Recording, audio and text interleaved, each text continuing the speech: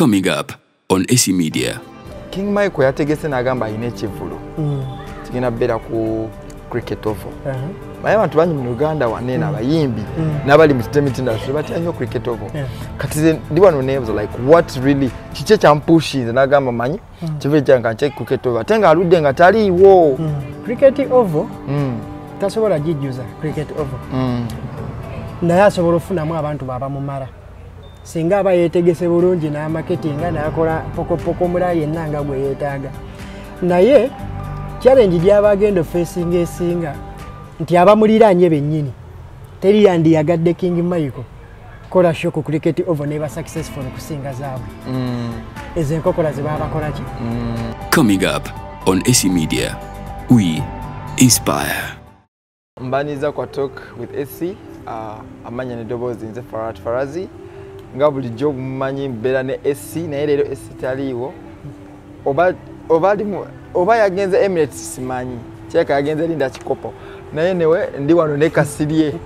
Omutunuzi w'ensonga. Kwaniriza ku show mwe Kasirye. Nesimye Joseph. Sikombu onaku lugendedde lutya. Kono obodde abadde akakuba. Olunaku lubadde lulungi. Tubadde ne surprise birthday party ya musajja wange vehicle doctor. Sajja atyasiza okkanika ebidduka bya Germany mu Uganda wano.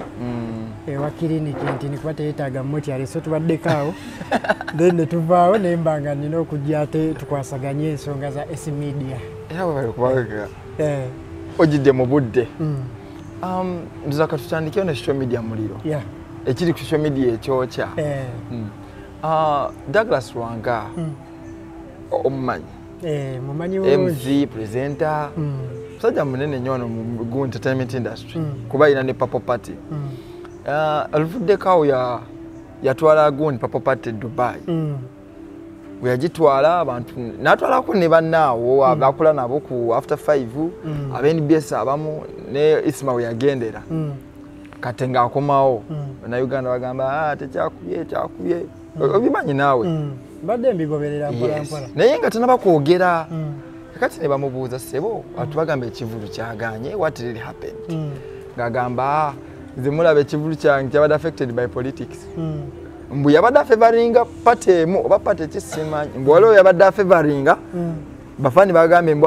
ma favorinze nnyo bano ate ne mutusuulirira ndi gwe ekitu ekyo like golaba yabadde kyabadde kyekwaso oba bisere bisinga obeera mu limelight ofesinga challenges nyingi criticism aba mungi n'ekizibu nnyo okulondamu kyoddamu nekyotaddamu ebisere bisinga human nature tuli defensive omuntu wajja nayogera ekintu oyagala okuteekawo statement ekudefendinga naye ze ku nsonga ya Purple Party eye Dubai kyo kyali kyeragira nti politics yali ajja kujja affectinga kubanga abantu naddala abali ebweru bali emotional nnyo ebiseera ebisinga basosola nnyo omuntu ataabogererako ate ebiseera ebisinga abantu abali mu diaspora baba bagira opposition kuba bakkiriza nti abamu bakkiriza abali e Dubai nti ekyabajja wano batwala eri byali bya mbeera kuba butaba stable bandi badde bakolaki bakolera wano naye ekisinga okuba ekikulu Douglas Rwanga bwabajjukira history wa Purple Party na waji yatandikira Purple Party yatandikira ku Bulldog Club audience esooka yali wano gundi wano wandege audience esooka yalimu abantu 10 nejjanga ekula with the time kiba kitegeeza bazze ba revisinga ng'ensobi zaabo ne bajjanga bakikuza ne ba revisinga market yaabo ne bamanya ki ekyokukola ekituufu ne bajjanga bakuza ekintu kyabo paka ekituuse wano kaseera kano ekiba kituuse nga national wide osobola okikuba kiba kitegeeza olina okurespectinga time gyotaddemu ng'ozimba bw'oba ogenze ku makya n'okola international tour esooka olina okumanya nti bw'oba otandise okuzannyira mu market ez'enjawulo oba ozzeeyo ku zero nga watandikira ku Bulldog this is a new franchise you are building olina okukiwa time ate mu time okugikiwa olina okubeera open enough bwe kibanga kyasaze vaayo ogamba abantu tekyakoze bwe kiti naye tuli mu kuzimba abakitegeera abamanyi kyetaagisa okuzimba bo bajja ku understandinga kuba ebiseera ebisinga abantu b'oboddamu bano abacriticizing abasinga tebalina kye bakola ali eri mu ruumu ye apo ye n'anyiga n'akola kitalina kyali mu kuzimba kati abantu nze nkati nga nze omuntu alina kye nali nzimbyeko era alina kyengezaako okuzimba nsobola oku understandinga kyekitwala okuzimba franchise empya gifuula successful n'engineer alina okulekerawo okuba defensive kuba wanaabeera defensive tagenda kumanya nsobi ze yakoze zalemeseza Ekyivulu kino kukola ki kola okitegeera oluddako abajja kuselectinga bulungi ttiimu gy'anaatwala ajja kuselectinga biki byakola before nga Purple Party tennabaawo kuba bano abantu just kimu okera bukezi n'obakolerawo post emu 2 3 ne bagamba oyo waffe bali emotional osobola obbazanya reverse psychology n'obakozesa kyokola ki kyoyagala awo wenyini time etuuka nga kansuke nkusala ekirimi awo ogambidde mbu ajja revisinga byalina okukola Douglas ayina ekintu kyakola lwaba agenda obeera ne Purple Party akola nnyo kye bayita ground marketing mbu before emyezi 2 Ekyivulu okubeerawo agenda katugeze ng'embalala hoima mbale kuba gyabitegeka nga tannaba kitwala ku gundi waneno Entebbe omwaka nga guggwako agenda nnyo ku ground naye kino kya Dubai ddala yakikolera ground marketing oba teyaliyo yali alina kwesiga bapromota abaali eri kuba Dubai tosobola gigeraageranya kuva n'ogenda hoima okitegeera nti ojja kgenda ng'okole drive okomewo okole drive okole ki okomewo kitegeeza olina lwirayinga ku bali nekyo kino kyekugamba agezaako penetrating market mpya kitegeeza agenda kutomera ensobi nnyingi mu lugendo lwe ng'akola ki ng'atambula ekyo kyalina omumanya bw'aba alina kyataakola ku luno ng'ali ateekeddwa okukikola gwe mukisa gwalina okkirevisinga so that next year bw'aliddayo asobola okukikola beta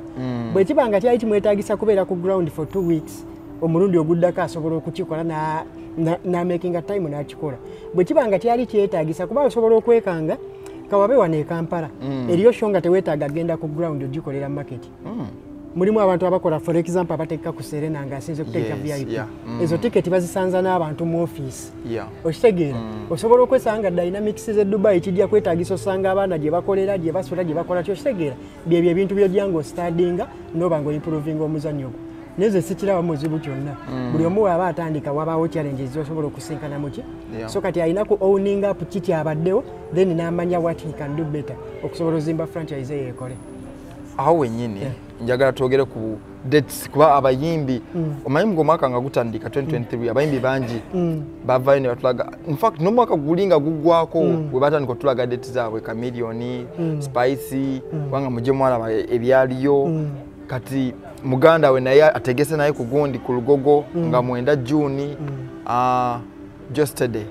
naye mlabyeko naye nga ndabyeko gundi nga September 8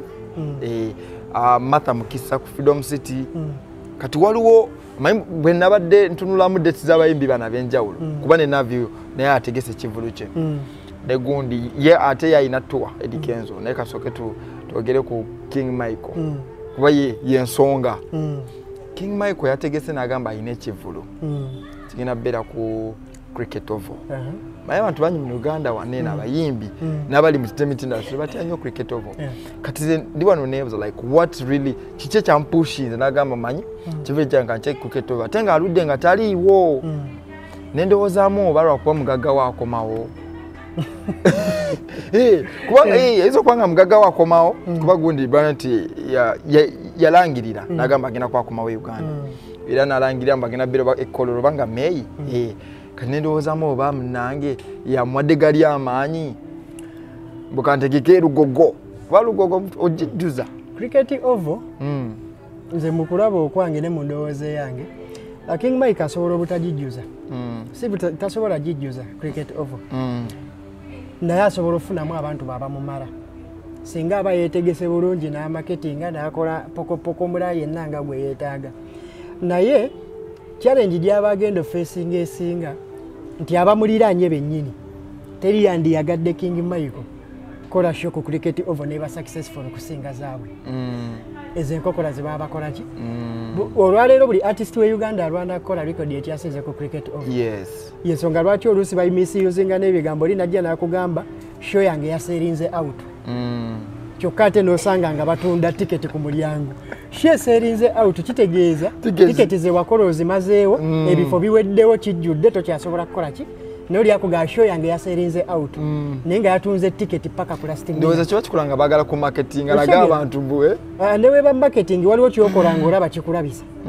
tisinga omuntu anagenda na revising meaning yokuseringa out kiba kikola ki era nga bulijjo King Mike asobola okujja ku cricket oval n'ateekamu abantu 15 baka 7 najja n'akugamba kyakubye naserinze out kamera nezikwatako ezikola ki nezikutte sina buzibu na King Mike ogenda ku cricket asobola ogyepikira wabawulira nga agisobola naye nze ku lwange nandirowoozeza nti yandibadde afuna venue kuba yaliko ku Cubana n'akola so yandibadde afuna venue nga yeeyongedde kuba nnenemuuko okuva ku Cubana katini then najja nga producing music n'oku understanding dynamics da marketing ne branding eziriwo essaawa eno naaba nga asobola okuyingiramu okitegeera momentum ye neddamu neekola ki n'erinnya cricket of olabe esobola kukanga musajja nga Kamiri okitegeera n'agityamu okitegeera neemukozza n'olaba nga pressure agiriko alanga n'atuuka n'okukemebwa okuyingira mu motoka yeekubira drive okitegeera Spice Dana ndowooza yagirangira emyezi 8 oba 9 okitegeera naye ng'olaba akola ki mwali hype ekola ki weeri so kati olwaleero King Michael aba yagitimbye ate nga September naye nga tannabaawo na music gwakoze atambula tayiiza ngeri gyagenda kweteeka mu mawulire gatambula kuba ebya Uganda tetutunulira ndongo osobola okutegeera era neweeba tayimu ye gye yayimbira sigamba nti alina hiti ennyingi ennyo zonoga nti katalogo yeetiisa nnyo ekiri awo for cricket oval ku venues endala kisobola okukola ki okukola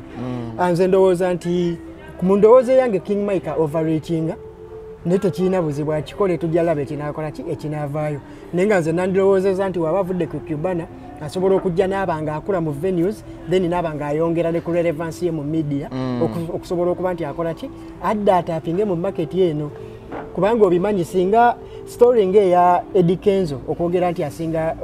teri lwimba film singa lw'emaanyi lwabba amawulire ku concert ya Kamiri Gwanga mujja okumala wiiki okitegeera singa King Mike eba show ye ng'ebulayo wiiki okutuuka ng'abadde tali nnyo mu mawulire omuntu n'akola ekintu ng'ekyo oba olinajja n'ateekawo story ng'esobola okubba attention okuva ku concert ye okumala wiiki asobola olikavalinga okuva mu ekyo kuba kati kyetaagisa ate ng'ebiseera ebisinga kati okulikavalinga okuva mu ekyo olina okuba ng'omanyi okozesa digital media n'ogikozesa okuinfluencinga neki ne mainstream so ndowooza si kibi bw'aba kyayagala naye nze ndonzikiriza mu kkula okitegeera mu kkula osobola okuba kale ng'ogamba wakula dda naye tobaddeewo for some time kati oddamu buzikola ki kujja so tujjalinda tulabe ekinaaba kibaddeyo bw'anaaba akikubye tujja ssanyuka bwe kinaaba kimulidde bajja mukaabirako naye nze nalowoozezaamu ba yabadde stanti esobola obutaba stanti asobola okuba nga akyewulira posta yo nagirabye posta Paraso yakola posta ya lasti ya cricket oval wagendayo show wagirabako teyaliyo osobola okukola posta n'otakola show byawukana bw'onoolaba obulango ku TV ng'ogamba kale nga tulinde kati obulango awo nga tuvudde ewa King Michael manager kama Ivan ndowooza kati yali mu kumanaginga Paraso begoba da yaliko ne Famaika nabako ne Paraso ogambye begoba VIP Jemo ate nga buli mumbi gwakwatako buli kale muyimbi abeera mu mikono like bwabanga ali mu handlinga abamuwa that like abeera w'amaanyi by that time kuba kati ne Paraso ebiseera ebyo ndowooza yakwira ennyimba ezo yali w'amaanyi because kama Ivan yaliwo kakati yasainiza omuyimbi omupya ate muyimbi mulungi awandiika bulungi Nisenu gwenjogerako golowooza will it work out kubanga Nisenu lately abadde talina gundi music yaliwo kale wankubadde awandiika music kale alina hits mu kuwandiika naye mu singing nze ndowooza Nisenu nasembayo ennyimba zo z'ennyimba ziri enkadde basibaamu envu ezo like nolyakola ne gundi Spice ndowooza nasemba luli olunene wankubadde lasi alina Madina abaddemu bwatyo mpolampola naye nga golowooza gundi omusayininga is it a very good gundi like kinaakola ne Henry bulungi like okubanga guna musayinize kama Ivan ya provisent manager mulungi asobola okukola artist Nisenre muwamaanyi mulungi nnyo bwawandiika n'ebiseera ebisinga bwayimba wabaawo ekibulamu ndowooza kibadde era mu management na marketing ansa eyo kama Ivan asobola ogiddamu eya management ne marketing kuba kino nze nja kusigala nkigamba ba artist ebiseera ebisinga talent econtributinga 10%. Ebisigadde ziba dynamics endala eza branding engeri gyojjamu mu mawulire management yo eri biki engeri gye mukolamu ne budget yennyini embatalinga kati ebiseera ebisinga bw'oba toyina budget toyina tiimu esobola kukola naye mu branding toyina connection mu media okitegeera tomanyi kukola stunts zisobola kuyisaawo naye ng'oli artist mulungi era kisobola okukola ki okulema nisenule muyimbi mulungi asobola oyimba aba ne management ennungi for example ya Kama naye challenge gye tufunye Uganda yaba artist obuta respecting management n'obutamanya nti za mugaso for example yogedde ku kya Kama okumanaginga Paraso yes Kama yajja n'akwata ku Paraso nga ne rate card ye yennyini etandise okukkirira mu bbanga ly'amala naye mu bbanga ly'amala naye walaba hits ze yakola ennyimba ze yakola ennungi 2021 bwe tumala okuva mu covid ne tuddamu ne tusetinga buto Paraso ne yeekyangira ku Kama n'avaayo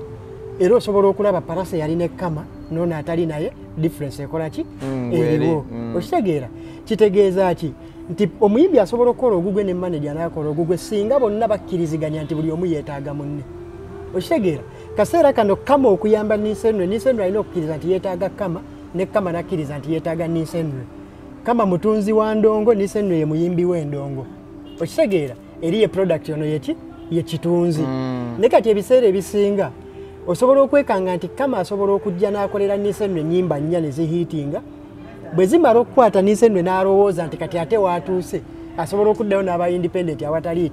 awatali manager kati ekyo kye kisinga okukyalenjinga art industry yaki ye Uganda nti tiimu akolusa ekola kyebulamu nnyo kati ate ebiseera ebisinga tuba tulina okugumiikiriziganya n'okutegeeragana ne tuba nga tuli bakola babiri abayimbi abasinga ebiseera ebisinga ekibaleetedde okuubagana ne Kama Kama naye musajja waswaga ayagala kuvimbanga muyimbi mention azaagala okitegeera nemuba ewantu naye kennyini ayagala okukola ki okulabika so nga ate kiba kibi ku manager nekine artist oba otandisa ofuuka rival wa product yo yennyini naye ekyo kisonga bamanager abalungi nze bensobola okugamba bemmanyike Uganda Emakarosi kwali Roger kati naye osobola omuteekako Jeff Kiwa kwali Roger kiyenna bali babiri Roger kwali ne Kama Ivan kati ali awo Kama Ivan osobola otandika omubalira mu level y'abaroja bakiwa bamanager asobola okukola omuyimbi nga tamuyisiza mu form of structure nenga ye akola bibye asobola owulira oluyimba n'akugamba luno kaseera kano lujja kukola nagalo n'ogira oluleka asobola owulira katalogo yo gy'oyina essaawa eno nagga zino tezijja kukola n'afuna omuwandiisi n'awandiika oluyimba ne muluwandiika ate ne lukola ki ne lukola amanyi okusindika music ku media kiki kyetaagisa akikoze ki successfully so ndowooza collaboration ye ejja kuba nnungi singa parties zonna zikimanya nti zigyetaaga ate nnyo Nisenwe lwaliko era n'alowooza nti teyeetaaga Kama ngaddayo gy'abadde Kama naye wanakeera ku makya n'alaba nga ate alinga ayamba obuyambi Nisenwe naye ajja kuddayo gy'akola ki gy'abadde so ndowooza singa batuukagana bulungi bakwatagana bulungi ne baba nga basobola okufuna mutual arrangements ne batandika okukolera under mutual respect terms baba basobola okukola obulungi Nisenwe si mubi ne Kama Ivan si mubi ne kati buli omu ayina munne kye yeetaaga okukola bw'oba ojjukira ndowooza wayisewo emyaka nga 8 okyanga mutu w'abamayanja afa ndowooza yafa mu 2015 wemaze jjukira bulungi twabira yafa nga yakafulumya oluyimba lwa ndi mulokole Abannayuganda ne boogera omanyi Abannayuganda boogera simanyi abadde bali natika tuuyo afuse mulokole wabiraba kati then bamusaba bwe yamukuba n'afa wakubadde up to now I don't know baba bafuna justice simanyi ndowooza baganda be balowoozezaamu after 8 years kwabadde bakikola radio every year nga bagenda ekaga ne bakola ki ne bamusabirako ne bamujjukirako ne bajjukira bw'ovaayo n'omwogera ku social media tugenda kagga tugenda celebrating a radio naffe eno bafan tuba tumujjukira kola n'emiziki babadde bamukola ki bamukuba ku gundi ez'enjawulo kati nabo bamayanja bavuddeyo ne bategeko okusaba kugenda bbeere emityana kyaba bakita kalangiro something like that nga ku lwokusatu luno lwennyini gwe olowooza kati nga gwe ali mutunuzi w'ensonga do you think that kyebakoze it is right oba bakikoze late, like jukira for all these years, 8 years down the road. Babade tebachikolangako. Ndoza lero basoso chikola. Sijaga nti babade tebachikolangako. Oli muganda wawe. Basobola babade bamu celebrating naye nga tekiba public. Nge munagamba tugende tusobola celebrating muganda waffe naye nga tekiri public. Okitegera. Kaseera kano ebabanga bakiyiza okireta public. Naye nga just batunulira celebrating muganda wabo nga si competition. Kuba oyogeddeko nti Moze Radio celebratingibwa buli mwaka. Bw'oba okirese nga tokirese in line of competition with Moze Radio celebration, kiba kijja kukola sense. Ne bw'okireeta in line of competition with Moze Radio celebration, kiba kigenda fa. Kuba ffenna tusobola okukkiriza nti Eke yali muyimbi mulungi, naye ate amaanyi ge tegaasingaga Moze Radio. Okitegeera. Moze Radio yakola ekitakoleka. Yagenda mu baali bayitibwa ba Big Firi ng'emmeeza ziriwo 3 n'ateekawo ey'okuna. Ne bafuuka bana. Era nga basobola okutambulira ku PCM, basobola okukola concert ku nnaku zezimu, byonna nga bali abasatu bwe baali babikola, ba Moze Radio ne Wizo bajja ne bakola ki? Ne bayingira gaapu eyo. Ate mu kujja tebakola kyabo bokka. Olw'okuba baali balaze nti kino ekintu kisoboka baggulawo enzigi, bayimbi bangi abalala abajja. Ebiseera biri buli omu yagamba nga inspired by Jose Chameleone. Ne twafuna generation y'aba artist aba inspired by Moze Radio. Of which abo bonna bakyakola kiba kyaliwo. Ne batuuka ekiseera ne bazimba fan base team eya Radio and Wizo. Ne tuuka ekiseera ng'esinga fan bases endala zonna okubeera ki? Okubeera vibrant. Ki explaininga lwaki ne bweba family ye ekikulembeddemu ejjavaayo omuntu agamba nti nkulemberamu ekyokukola ki? Ekyo celebrating Moze Radio. AK47 tujja tuyina mu celebrating kuba ne contribution ye yagikola ki? Yagikola. Naye sobola tejja ba vibrant ngeno. Kubanga eriyo fenze AK47 yali best mayanja wange mayanja gwe nali singa okwagala. Okitegeera. Ndowooza olw'okubanga age difference yali nnene nnyo kati ng'otunulira omuntu atakuli wala nnyo naye nga ali mulayimulayiti ate ng'ebiseera ebyo kye weetaaga. So nze psychologically nali ndiratinga nnyo ne Eke okusinga abaki abalala era okufa kwe kwannuma. Bwe kibanga basazeewo tandika okukicelebratinga publicly kirungi ne kasita batakemebwa kifuula competition ya kyekagga. Ekyekagga kirimu ku maanyi ag'enjawulo okusinziira ku achievements z'abaana ababiri ze baakola. Okitegeera. Kakati awo njagala explaining bulungi eri omuntu atulaba. Competition eno kwa nange sinabagitegeera bulungi kuba gambye kasita tebakifuula competition. Yes, kasita tebakifuula competition. In which way? Like batya? Oli asobola okukeera ku matya n'akugamba bwe baba nga basobola celebrating Moze Radio then basobola celebrating Eke. Then n'asuubira nti bw'anaategeka celebration eno ejja kubanga egoberezaako kweri oba abantu bajja giwa attention okutuukako kweri. Okitegeera? Yensonga lwaki omuntu asobola okwebuuza lwaki ku luno ate kize nnyo ki public. Okitegeera? Celebration eno simbi siri against yo. Era nange singa mbadde n'obudde nandigenzeeyo. Okitegeera? Nekyembasaagala kimu kyesitasuubira kubeera kituufu kugifuula competition. Ebeere just nti tu celebrating Eke, that's all. Abantu baleme tandika gipima yeti nga bali ba celebrating gundi kyali bwe kiti ate kuno kikola ki kiri bwe kiti bagireke ebe ya Eke ejja mutuuka bulungi singa tebaginaanolire ku kikola ki kuba no bimanyi abantu baga competition ne weta kola kine wetali family yesobola n'obutakikola nga competition n'ate abagizi ne batandika ebiki ebibozi kati awo wakati awo responding ekintu kyonna kangeze ng'oli mu family oba ng'oli ku side eri already competition ebo gikoze ki obo gitandise obo jjana kubuza kiri okitegeera. So kati kituufu muganda wabo bagende bamu celebrating kyakabi kuba industry nga bwe kugambye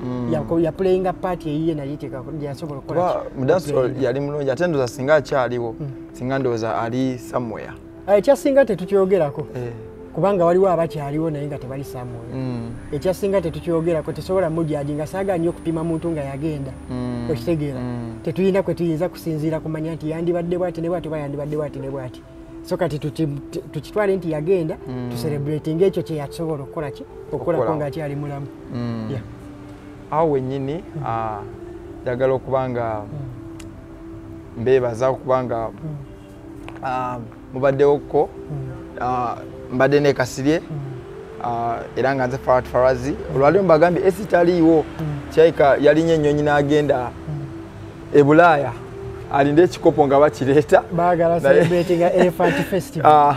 Bagenda celebrating elephant festival ati agamba mbo enjovu mbu yali ekimyeko byakulya then eddayo waggulu kati tegenda vaayo bwe yaŋŋamba ngosa bigambo bya gondi naye nga njongera obajjukiza mbu tubadde wano ku Satellite Hotel nga esangibwa wano Kisaasi kukubi eridde ekyanja osobola okuyitirawoko wano eno balina gym balina healthy club balina massage balina steam bath balina gym njogeddeko balina aerobics balina n'ebitebe balina ne restaurant ennungi balina restaurant ennungi rooms ennungi so osobola okuyitirawo munange n'ogamba wayinze kwe okulaba ebisenge by'ewaka bipiro ebitanda kangendeko nesudeko mu hotero olwaleero